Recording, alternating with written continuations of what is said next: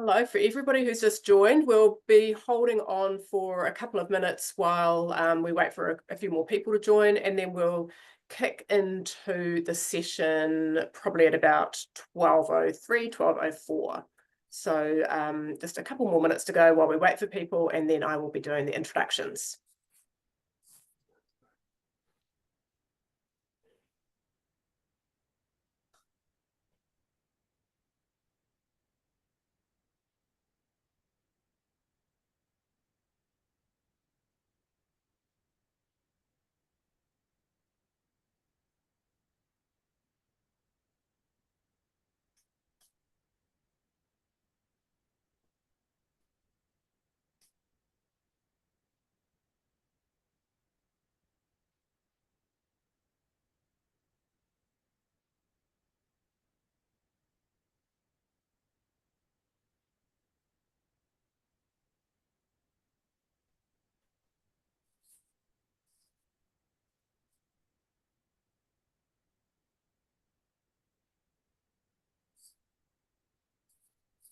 Okay, well, thank you so much for joining us, everyone.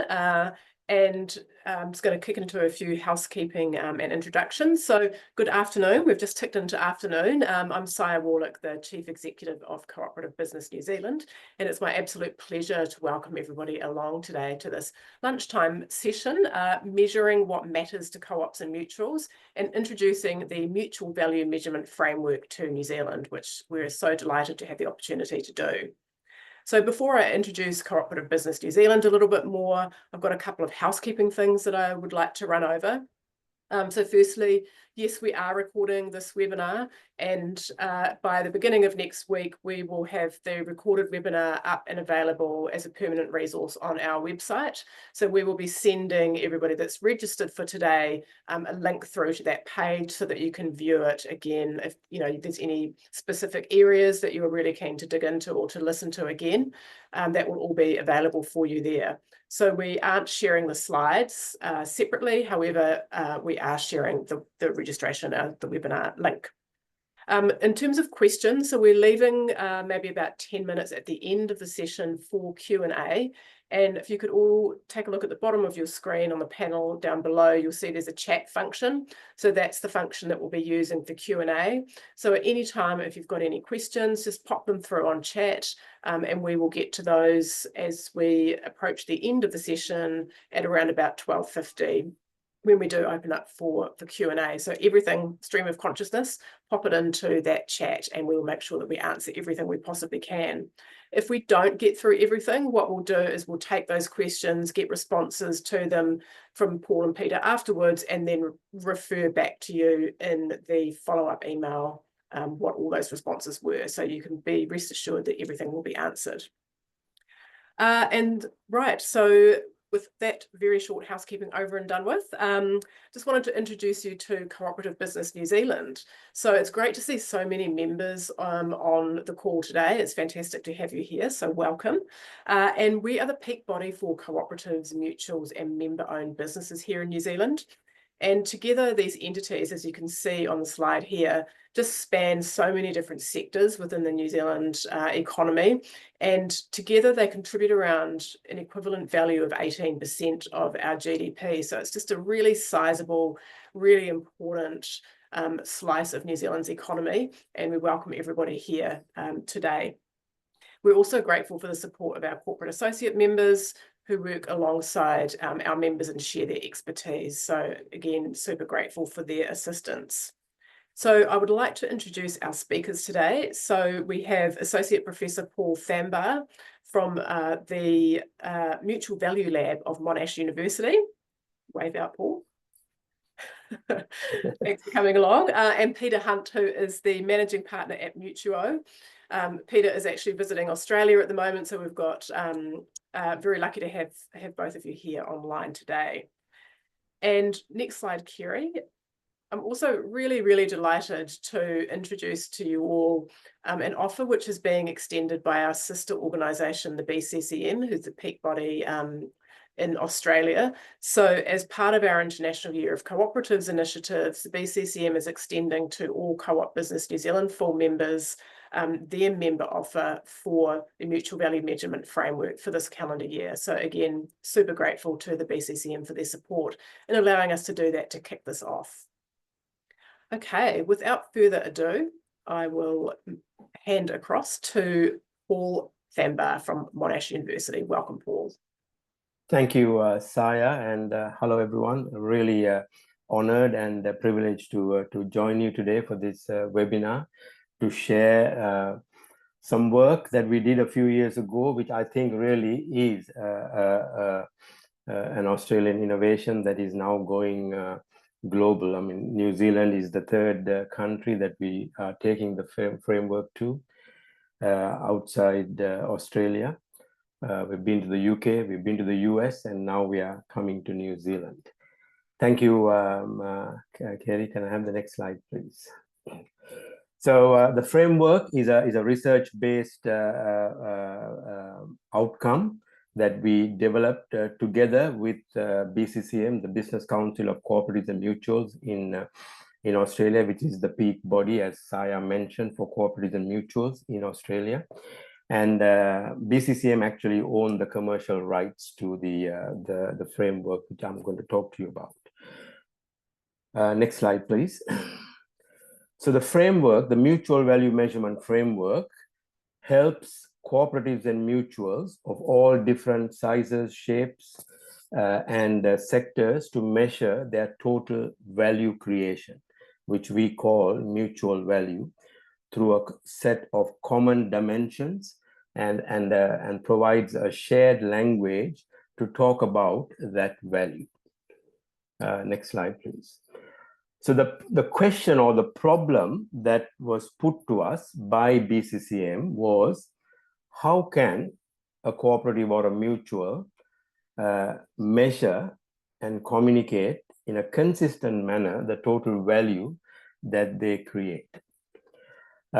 This was not a question that came out of nowhere. For many years, the sector had grappled with this idea of how do we holistically measure and communicate the total value of cooperatives and mutuals. And a lot of the accounting frameworks were seen as being unable to capture everything that of value that these organizations create. And that is really the problem that was given to us. And we carried out a 2-year research study in partnership with BCCM and 13 cooperatives and mutuals in Australia to develop this framework, which I'll talk to you about in the next few slides. Thank you, Kerry. Next one. One of the add-ons that we have developed as part of the MVM journey is a process to be able to accredit the proper use of the framework by a cooperative or mutual. And through that process, you get an accreditation label similar to some of the other labels or marks that you can get for doing particular sets of activities, and you therefore then join a group or a network of cooperatives and mutuals across different jurisdictions in being able to demonstrate that you are able to measure and communicate the total value that you create. And we'll talk about the accreditation a bit more as we go along. The accreditation is also a mark of quality, and it signifies an acknowledgement by the cooperative or mutual that they are joining this community and that they are willing to maintain a level of commitment and standard in terms of the use of the framework. So Melina Morrison is the Chief Executive Officer of BCCM, and this is a quote that she shares consistently when she talks about mutual value measurement, and that's the idea that the framework now allows us to provide a consistent and comparable way to tell the story. And this is really the big reveal, perhaps the most important of my slides. This is the framework. It is a framework that starts with the purpose of the organization. What is your mission? Why do you exist? To do whatever you are doing. And then to help you not only articulate that purpose, but also then to be able to link that to your strategy, and then be able to measure all your activities to see whether you are actually living your purpose. We have identified, as you can see on the left-hand side, 6 what we call mutual value measurement, mutual value dimensions. And I will explain each of them in the next few slides.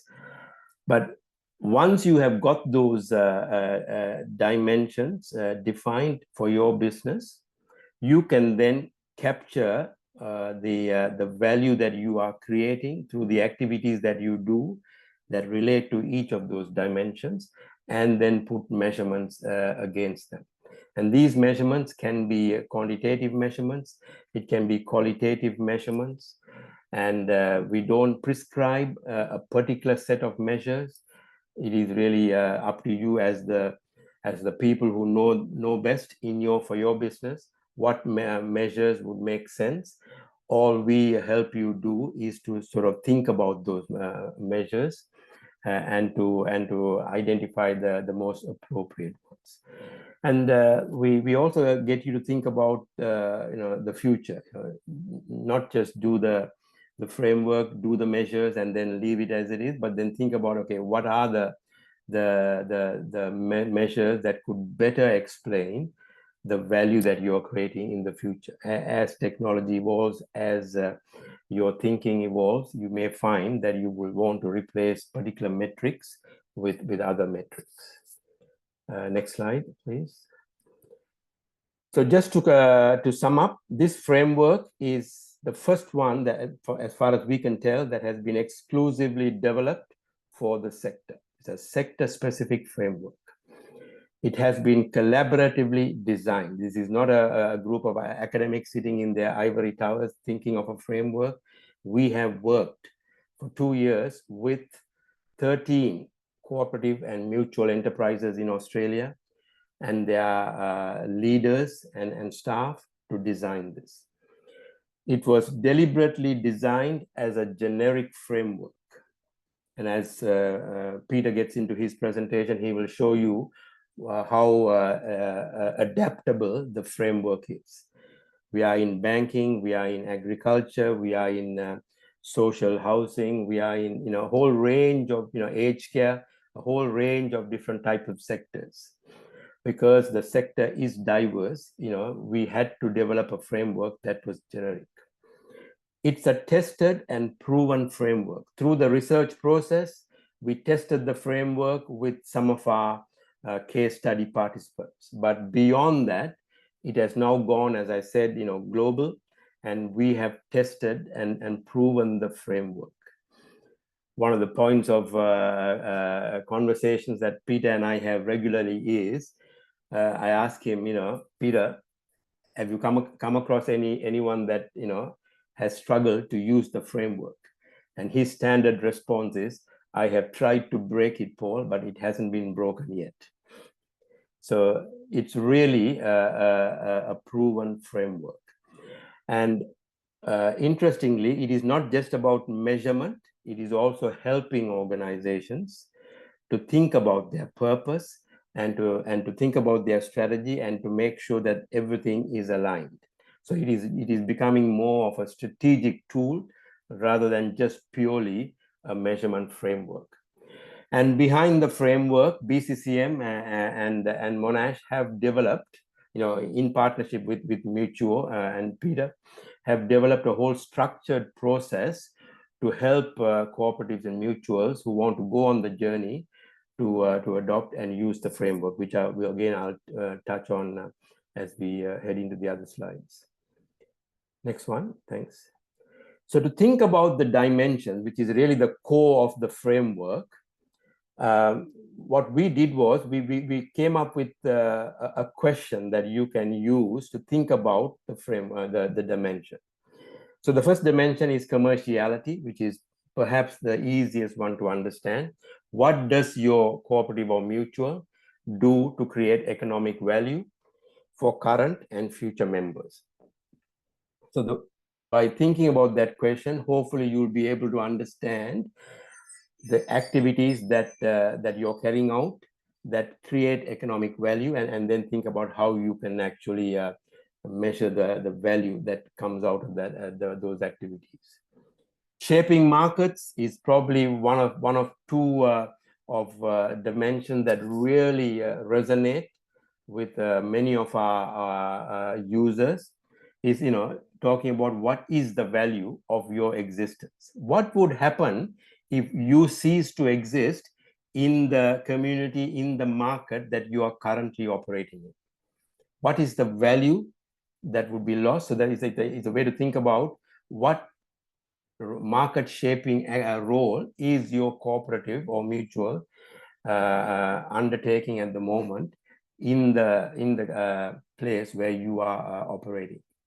Member relationships, how does your cooperative or mutual treat its members? And how do you create value through that? So that's talking about your members, who are the ones who in a sense own your business. Then if you think about the next level, you're thinking of the community that you're operating in.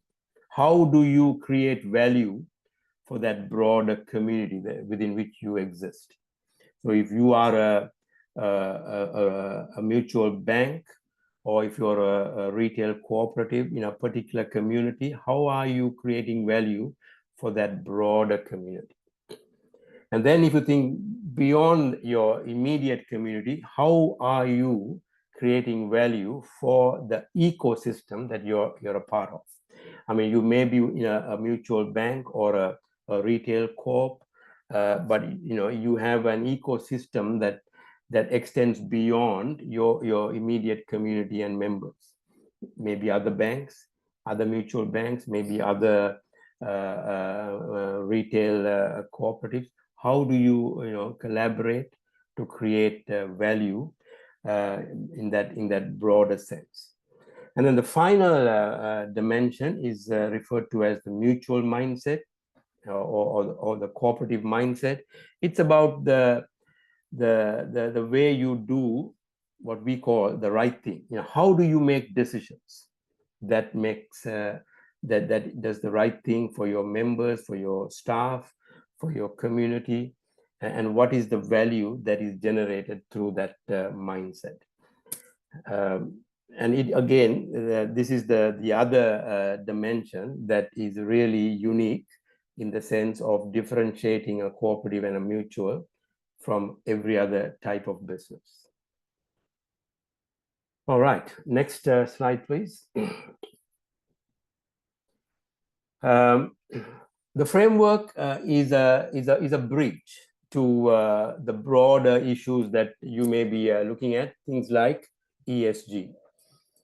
Thinking about the MVM, and what we are finding is that as organizations put in the MVM, it is allowing them to collect the information that they need to be able to measure their performance or value creation in environmental, social, and governance aspects of the business, particularly around the social and governance aspects.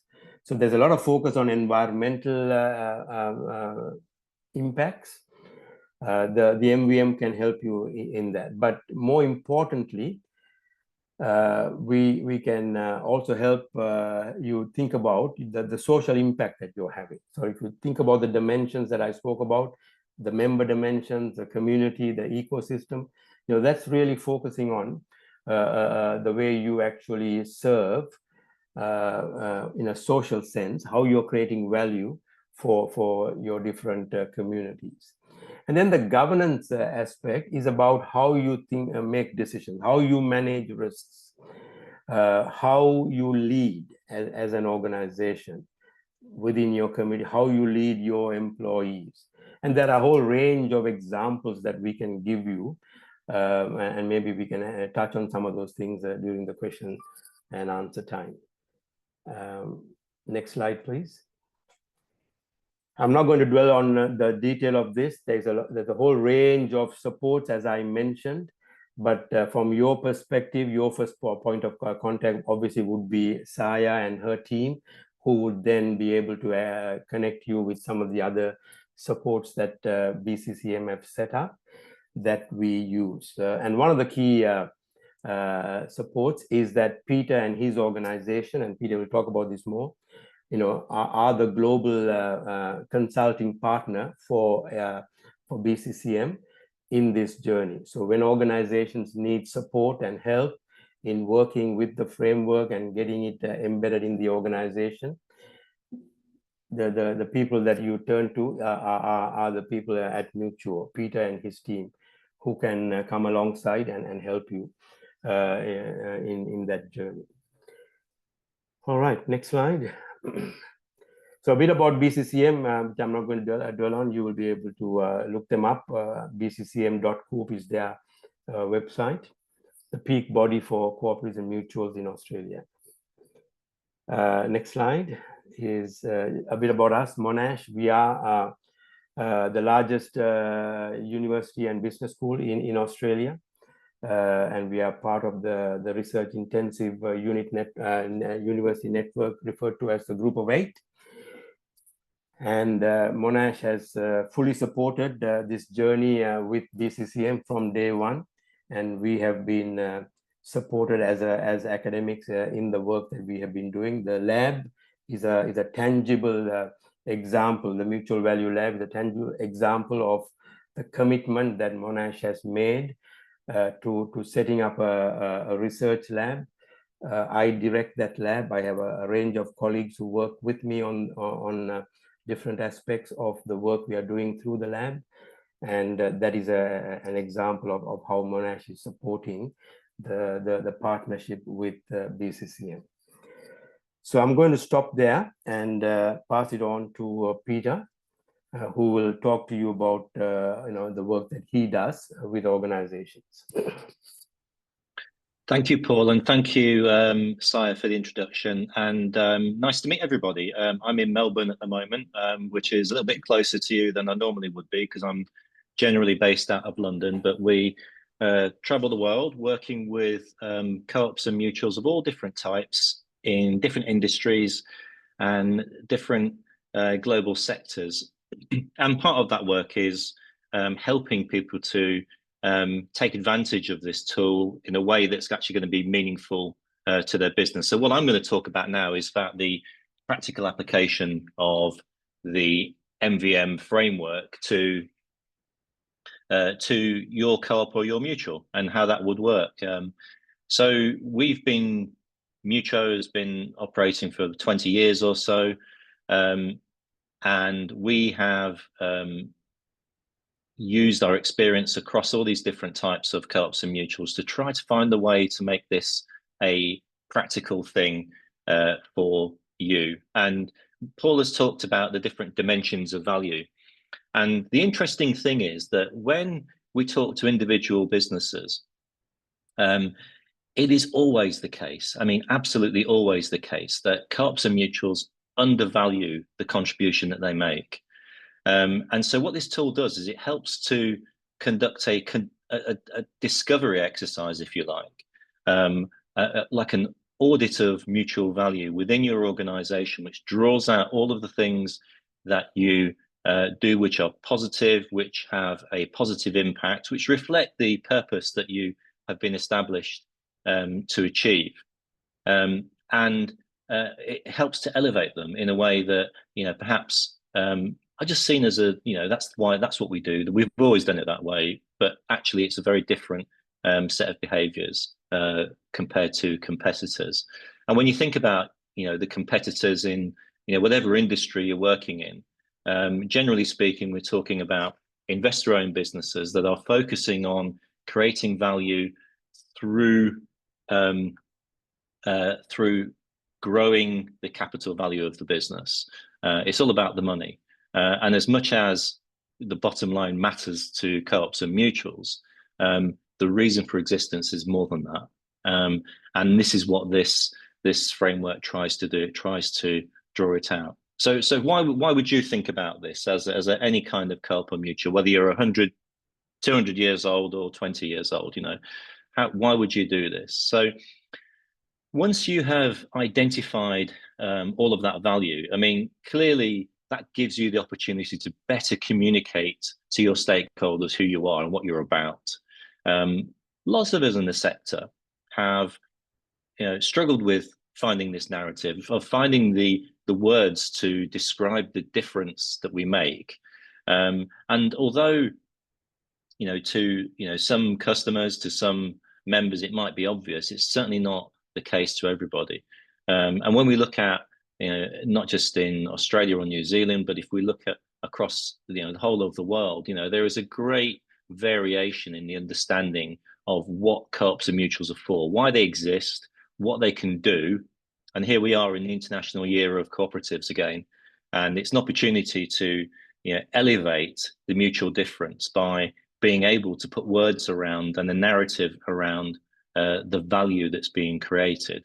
So when we apply this framework, we are looking to make statements of value. We're looking to make assertions that we can then back up with evidence, whether it's quantitative or qualitative data.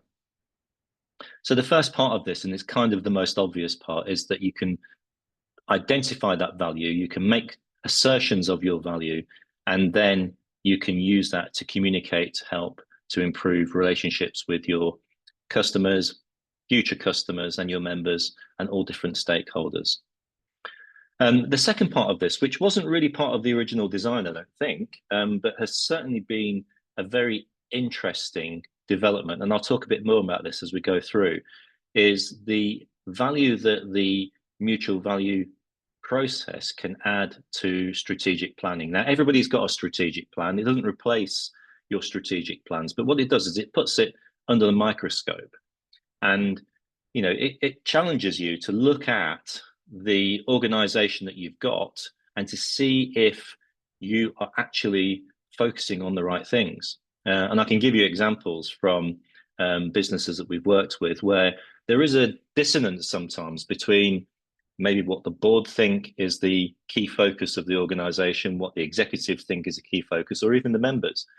So being able to bring people together to make sure that the value that's being created is exactly what the strategic plan seeks to create. So as a tool for management, it can be very effective. And as Paul has already talked about, it can start to add real texture to the story around your economic and social impact. We are all going to be under greater pressure to improve our sustainability reporting, to improve our ESG narrative. And a lot of the value that is identified through this process is drag and droppable into reports around social and governance value. So it starts to, again, to elevate the practices, the ways of working, and the nature of our co-ops and mutuals, so that we can actually use that in a positive way. That can have really positive impacts in terms of funding, access to finance, and generally how we appear in the marketplace. So next slide, please. As Paul said, this is now global.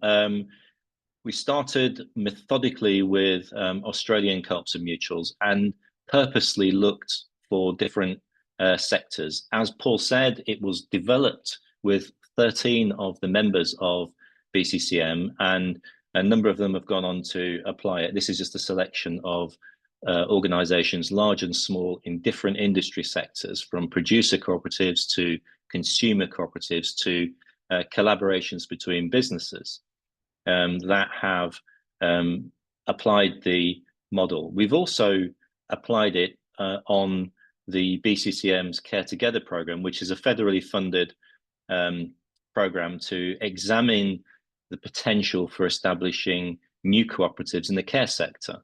And what's interesting there is that with complete startups, the MVM framework provides a really good grounding, like a foundation for them to make sure that whatever strategy they adopt is actually delivering the value that they hope to create.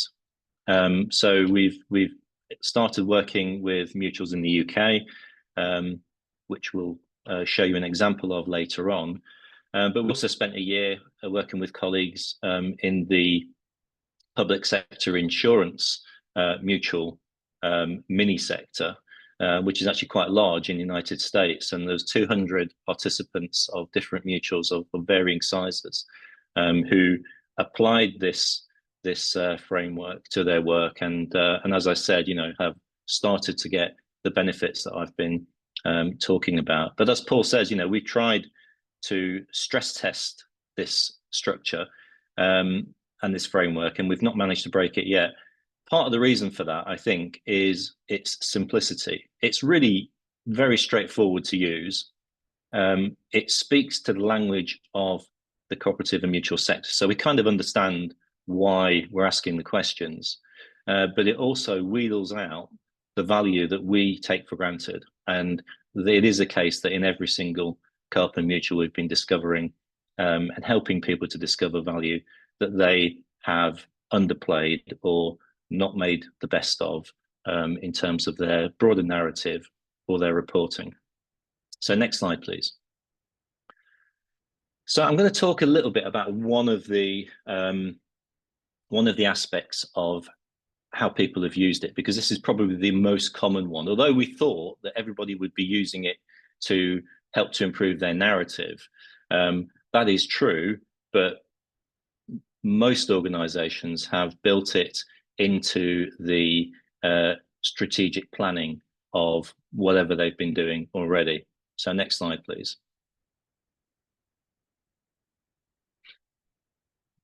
This diagram, I would argue, can work in some way or other for every co-op or mutual. There's a virtuous circle that we're trying to create. And if you think about the big difference between co-ops and mutuals and investor-owned businesses, is that investor-owned businesses are interested in transactional relationships. They're interested in selling more stuff, making a profit on that stuff, and trying to repeat that business. But if you go into a supermarket, they want you to buy more stuff, and that transactional relationship is the basis of why they're in business.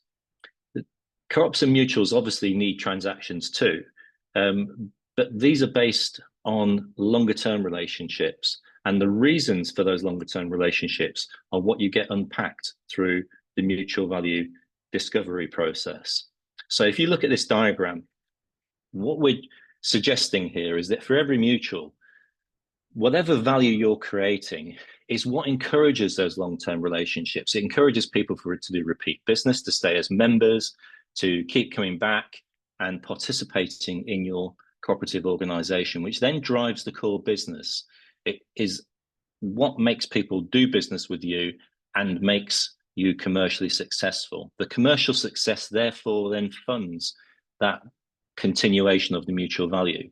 And if you can manage some version of this mutual value chain, then you're really starting to make a difference as a co-op or mutual business. And that will differentiate you from your competitors in the traditional market, because it's not just about the transactions, it's about how you make those long-term relationships. So you've got to identify what the mutual value is that's actually driving all of that, because fundamentally, we don't want to be talking about things that are nice to have. There's kind of two schools of thought that I've come across in my sort of few decades working with co-ops and mutuals. And one is that we do business and we make a profit and we do good things with the profit.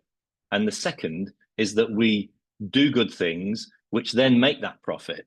And that school of thought is the one that I adhere to. That's the difference. It's not just about, being a successful business that can then do nice things because we're nice people. We're actually doing things differently, and we want that to be the reflection of the kind of work that we do.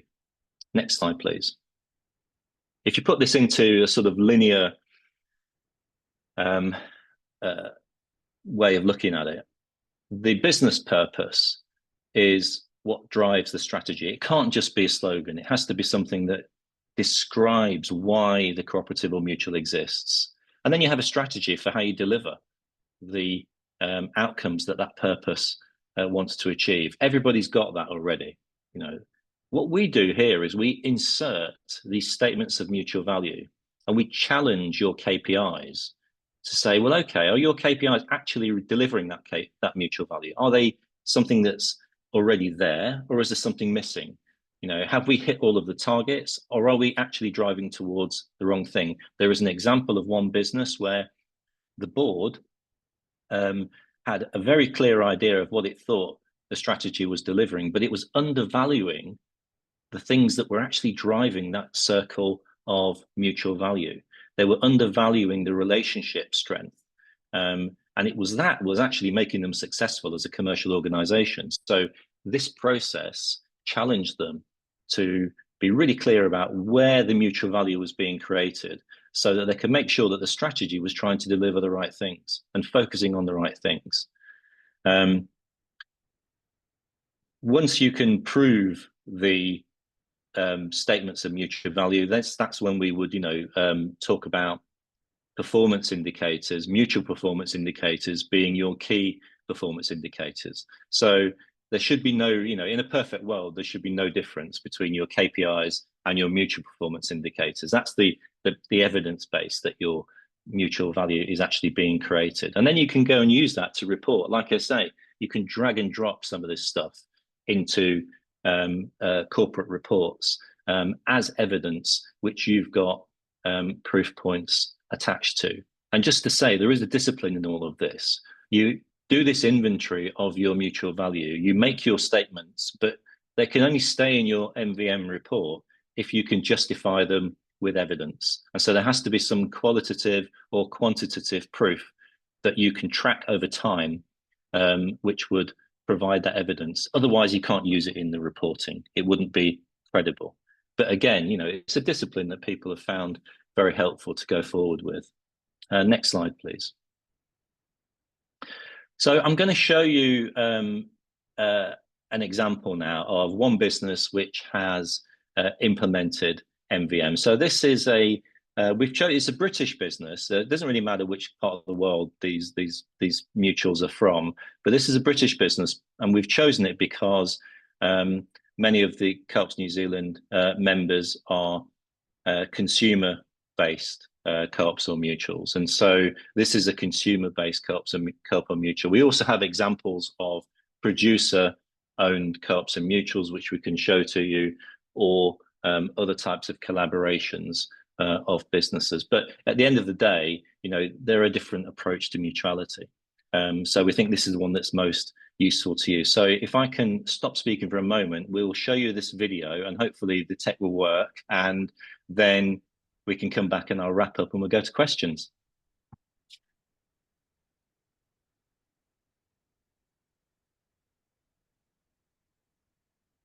North East of England is a very special place. It's very characterful. So it's about people in the community, the relationship with the high street, the relationship with our colleagues, and just how much we care and how much we want to make a difference in those individual towns, on those individual high streets.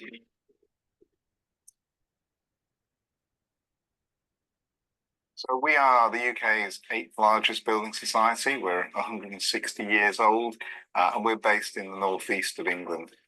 We're about 1/3 members, and assets of about £5 billion. We're a prime residential mortgage lender, obviously, and a retail savings provider to our communities. We also have a regulated financial services advice business within the organisation, offering good value, reliable savings and mortgage products, connect our communities with a better financial future. But it's really everything else that we do, the mindset that we bring, that makes the big difference. How we act and think as an employer, how we work with our individual communities to make positive change happen. It's really difficult to describe. You almost have to see it to believe it, but it's such an intense relationship with those communities around our branches in the northeast of England. That's how it all comes to life for us. And it can be in so many different ways. It can be relationships with local charities. It can be education initiatives. It can be our initiatives with things like Dementia Friends, making a difference on an individual high street. But it's about that human relationship. That's what makes a difference for us. So we have developed a model where we partner with local authorities, with local libraries, with community centres, and we massively reduce the cost of providing a branch, and we put it in a place where people go. And that's enabled us to go back into towns where the last bank has abandoned the town. And that's where, as a mutual, we can make a difference for our customers.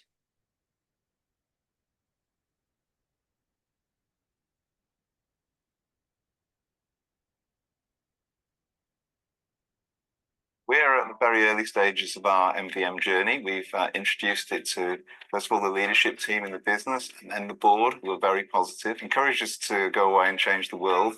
Not quite knowing what that means in terms of metrics, but lay down the challenge, if you like. When I saw MVM, that looked like the answer and looked like a great framework, not to just assess where we've been, but particularly for us to set a new agenda for where we want to go to next. What's the next 5 years for us look like? How do we stretch ourselves, not just in the traditional metrics of the business and its scale and its profitability, but in the positive difference that it can make? We've put every single colleague, so for us that's about 1,400 people, through a process where we've started talking about, celebrating what we've achieved over the last 5 years, and then talking about our ambition for the next 5, and then setting that into an MVM context and encouraging colleagues to be brave and think about just what bigger difference could we make across those dimensions of the MVM model. And then next, we want to move on and have the same conversation with our members and with other stakeholders too. So the idea for us is that we build a really ambitious agenda in a traditional business sense, but also in a mutual sense.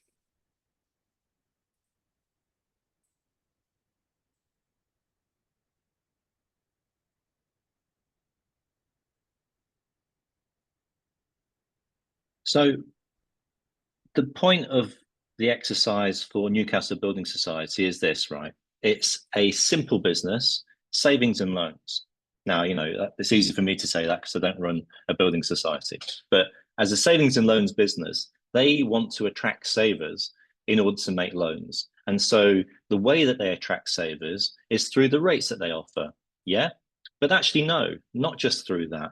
They wanted to attract savers and they wanted to work out what it was that was influencing people to want to deposit their money with that organization, which was beyond just the rates that were being offered. So yes, you do all of the hygiene issues around competition and being able to offer a good deal to your members, but the mutual value was around all of these community relationships.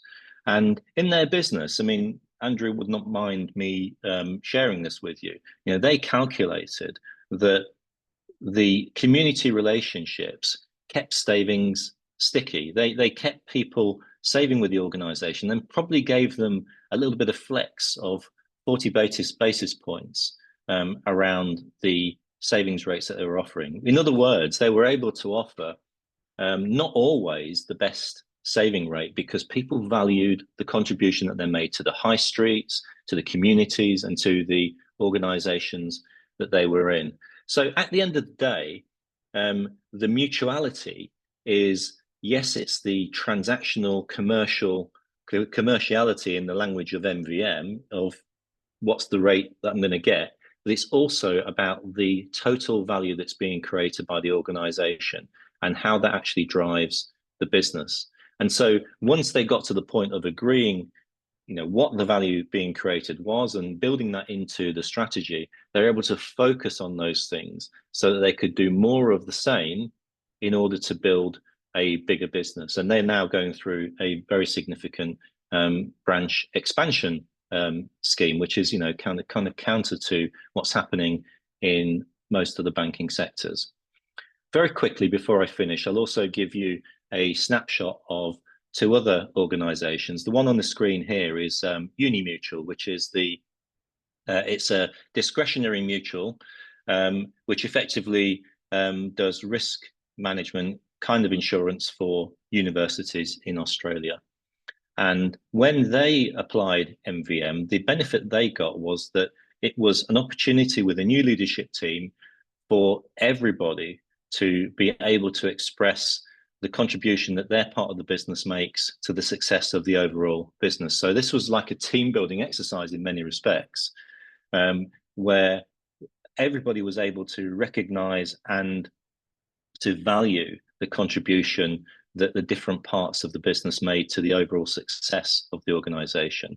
And using the framework, they were able to put words around that, to build confidence around the corporate strategy, and to build a really strong team approach to taking that forward.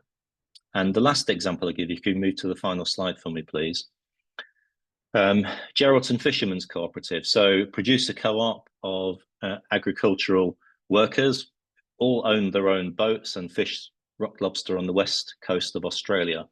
And what they were trying to do was to find a way that they could best describe the offer of the mutual beyond just the obvious benefit of being able to process your produce through the cooperative.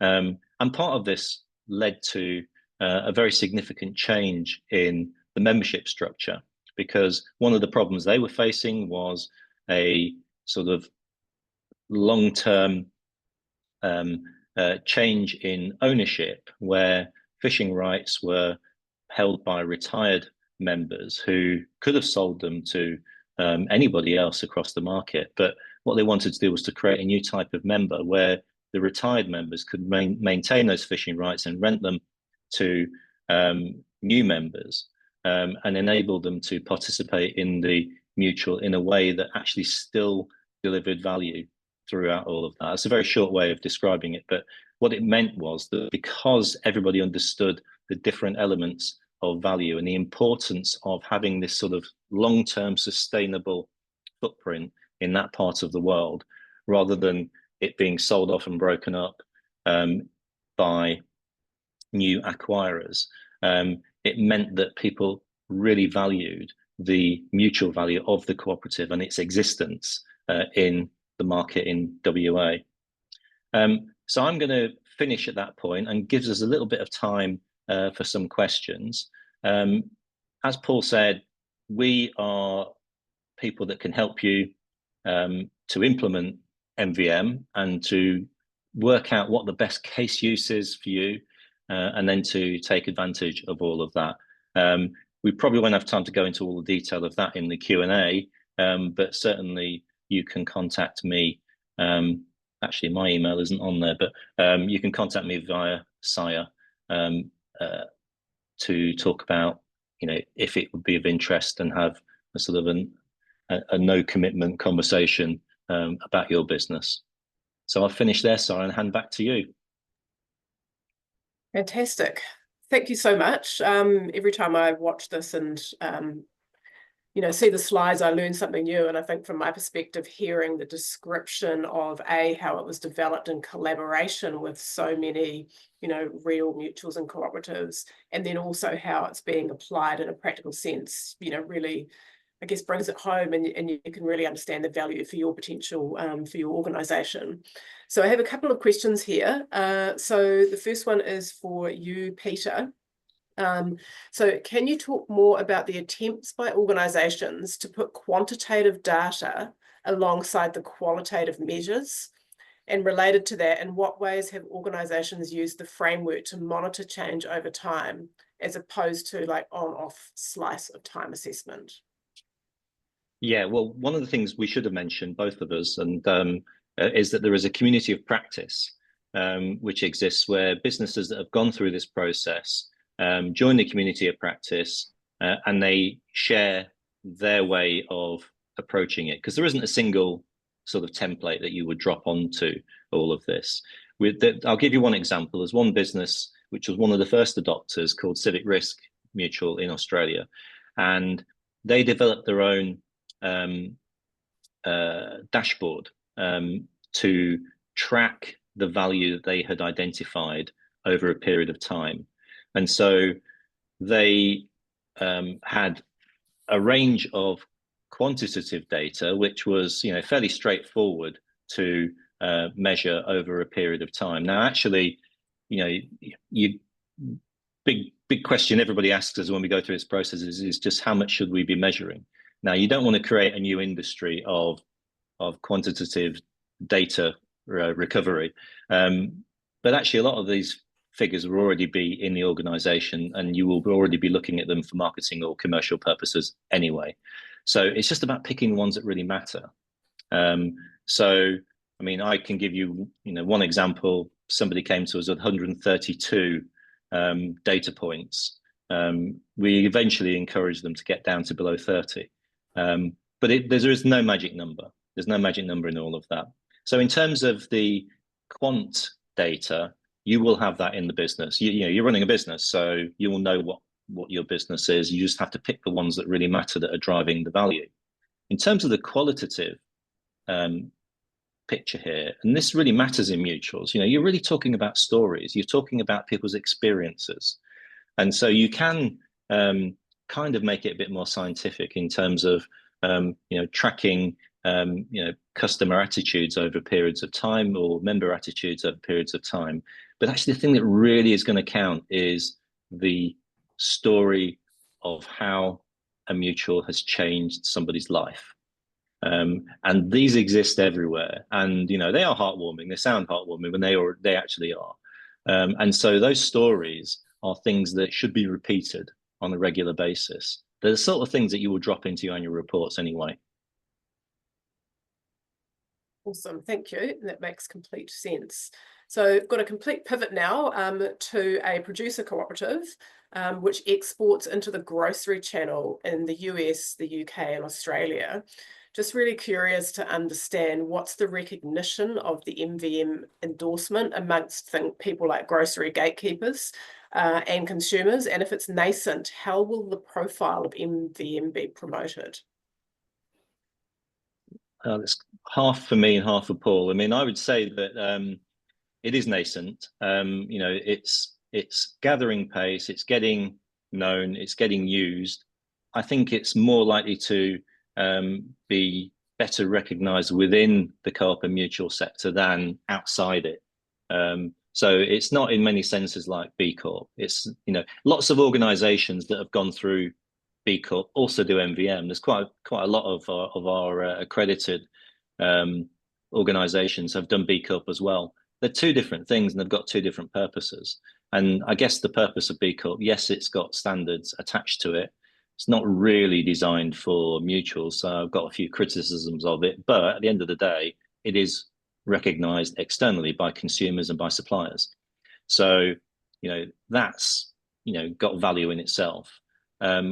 What we've tended to find is that most co-ops and mutuals discover so much about themselves that they want to be selective about what they tell the real world about all of that. So a lot of this is held very close to their chests internally in the organization, but they will selectively use the value that's being created that actually means something outside. So that strategic play, I think, is actually a much bigger part of this than just communications narrative and or marketing. Paul, how are we going to take on the world? Well, yeah, I think we do it one by one, so building a community, I think, and Peter referred to the community of practice. we have regular meetings of the community of practice. So once you start working with BCCM and through Saya and her team with the framework, you will be able to join the community of practice. You'll get access to quarterly meetings that we host on various topics. Usually we have a cooperative or mutual that has just gone through the process, talking about their experience. We may we have other material that you get access to in terms of the framework and what's happening with it. But it is a process of building community as we go along.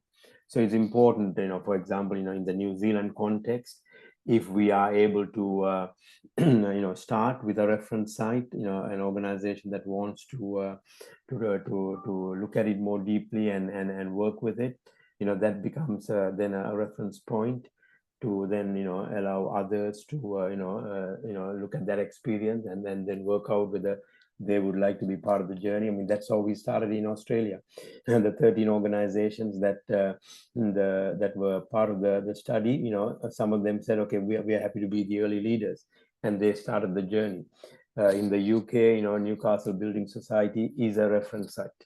Andrew and his team are so generous with their time, talking. I mean, we have done webinars like this, conference presentations where Andrew has been there to sort of step up after Peter and I have sort of given the theory of it, to say, yep, this actually works, guys, and I'm a real organization that is using it, and we are finding value. So that's how we go about building the profile up. Thank you. Yep, that makes complete sense. And that also segues, I guess, there's a specific question, which is how many mutuals and cooperatives are currently accredited and have the MVM mark? Yeah, so the there's about sorry. Go on, Paul. Yeah. I say there's about a dozen. Yeah. The accreditation process is something that follows, after you have started working with the framework. We don't suggest that you go the next day after you put it in to sort of apply for accreditation. The process is very simple. It's a simple accreditation process. Once you have been working with it, I mean, usually we allow about 12 months before organizations come back and say, yep, we are ready to now look at accreditation. There is a survey questionnaire that we send out that we have developed to help evaluate how you're using it. The whole intention is to make sure that you're using it in the way that it was designed for, and you're not doing anything with it that sort of in a sense is outside the bounds. Not that we are going to prohibit that, but if you found an interesting way of working with it that we hadn't thought about, we would certainly like to know about it and look at that. So once the survey is responded to, there is an industry committee that BCCM have set up that evaluates the survey and the responses. That committee has Melina as the chair. It has me as the research representative on the panel, and we also have an industry member. Usually, a CEO of a co-op or mutual who has just stepped down from their full-time role and are doing and are still wanting to be engaged with the sector. So we go through it. We assess the responses to each of the questions. We have a conversation. We don't always agree on the responses. Sometimes we ask for more information from the cooperative. But at the end of it, there is a certificate and a mark, a mutual value mark that is available to the successful organization. It is announced. The accreditations are announced at the annual CEO summit that BCCM run every year. I mean, obviously within New Zealand, if that would happen, you would do that within your annual conferences as well. So, yeah, so there's a whole process behind that, but it is not something that we rush into. Okay, and it is only giving you a tick to say that you're using the framework in the way it was intended. All right, well, thank you. We have come to the end of our time. We've still got 3 outstanding questions, so I'll make sure that I get those through to Peter and Paul to answer, and then we'll go back to everybody that registered with a quick summary of what those questions are. And of course, most importantly, the next steps for somebody that's interested in progressing further. So again, thank you so much to everybody that joined today. Thank you very much to Paul and to Peter for your time and your expertise and for sharing those stories. And we look forward to getting back to everybody with further detail. Thanks very much. See ya. Thank you. Bye. Thank you.